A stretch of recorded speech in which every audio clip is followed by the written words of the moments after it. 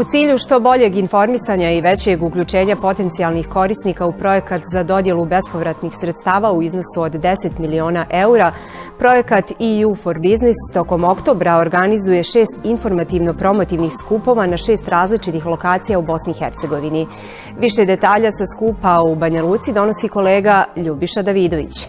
Evropska unija u aprilu ove godine pokrenula je projekat pod nazivom EU for Business vrijedan 16,1 milion evra, koji zajednički finansira Evropska unija sa 15 i Savezna Republika Njemačka sa 1.100.000 evra. Sa nama je gospodin Gligor Stojkov, projekt menadžer Njemačkog društva za međunarodnu saradnju, koji je jedno od implementatora ovog projekta. Gospodine Stojkov, o kakvom se projektu radi i šta je njegov cilj?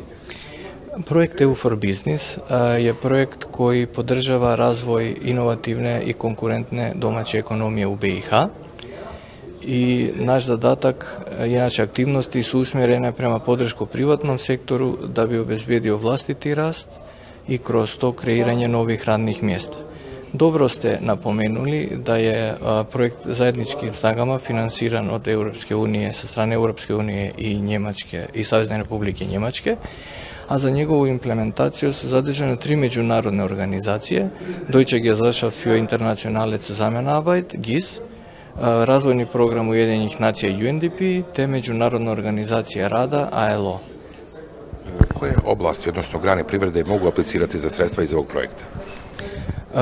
U našem projektu su 4 fokus oblasti. Prva fokus oblast su izvozni sektori, druga fokus oblast je sektor turizma, treća fokus oblast je sektor poduzetništva, te četvrta fokus oblast je sektor ruralnog razvoja i poljoprivrede.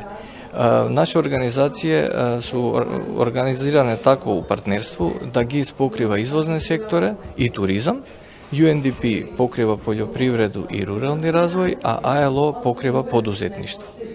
Inače, što se samih projektnih aktivnosti tiče, važno je napomenuti da od ukupnog budžeta od 16,1 milion eura, 10 milijuna eura su namijenjena bespovratnoj pomoći partnerstvima i preduzećima iz ciljnih sektora i tih će 10 milijuna eura biti dodeljeno kroz 7 transparentnih i konkurentnih javnih poziva u periodu od novembra ove godine do novembra iduće godine.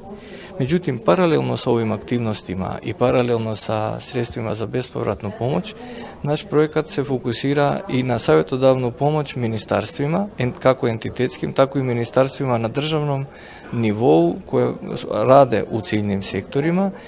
I kroz našu savjetodavnu pomoć cilj nam je osnažiti kapacitete ministarstava da bi mogle vlastitim snagama u budućnosti, a i u partnerstvu sa nama, implementirati programe bespovratne pomoći. Ko su direktni korisnici? Direktni korisnici su preduzeća u ciljnim sektorima, poduzetnici i obrti u ciljnim sektorima, te farmeri, što se tiče pojedinačnih aplikacija, a što se tiče partnerskih aplikacija, važno je da u njih budu pored privatnih partnera, da budu uključeni i razvojne agencije koje mogu biti i javni partneri, da budu uključeni univerziteti, nevladine organizacije koje rade na polju podrške u turizmu, te zajedno kao partnerstvo da apliciraju za grant. Što je potrebno da bi se apliciralo za sredstva iz ovog projekta? Sredstva iz ovog projekta će biti dostupne, kao što sam već pomenuo, kroz pozive za dodjelu bespovratne pomoći i jedan takav poziv u principu se sastoji od toga da se pozovu svi potencijalni i prihvatljivi aplikanti da pripreme aplikacije kroz koje će pojačati vlastite kapacitete ili razviti nove proizvode ili uvesti neke nove proizvodne procese. Te aplikacije koje budu pripremljene i dostavljene na našim pozivima su onda analizirane i ocjenjivanje što se tiče prihvatljivosti i kvaliteta samih aplikacija u našim timovima i na osnovu ocjene kvaliteta najbolji aplikanti i najbolje projektne aplikacije će na kraju dobiti sredstva. Koji je maksimalan iznos pojedinačnog granta? Grantovi će biti dostupni u rasponu od 50.000 do 200.000 eura. Ovo kažem tako zbog toga što u različitim sektorima i na različitim tipovima aplikacija bit će moguće dobiti različiti iznos granta. I na kraju, kakve efekte očekujete od ovog projekta?